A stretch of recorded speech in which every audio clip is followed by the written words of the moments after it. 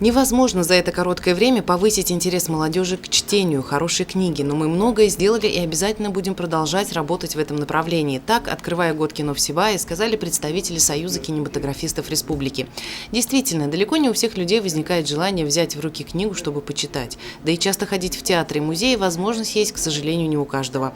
А вот посмотреть в кругу родных и близких хорошее кино мы всегда рады, ответили в свою очередь гости мероприятия. Представители киностудии «Башкортостан» рассказали присутствующим о своих планах, достижениях, о том, как создавались такие фильмы, как «Еще вьется над крышей дымок», «Башкирский женский костюм», анимационный фильм «Алдар» и «Серый волк» и другие. Участники мероприятия выразили уверенность, что наступивший год кино будет интересным, творческим и станет еще одним шагом к утверждению в обществе высоких моральных принципов и эстетических вкусов. Главная задача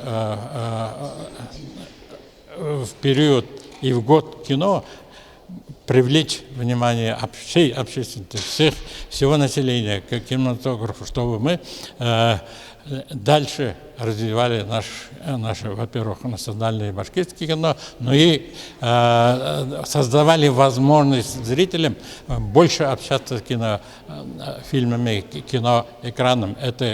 Это возможно только тогда, когда мы откроем эти кинопункты, восстановим кинопоказы в киноклубах, домах культуры.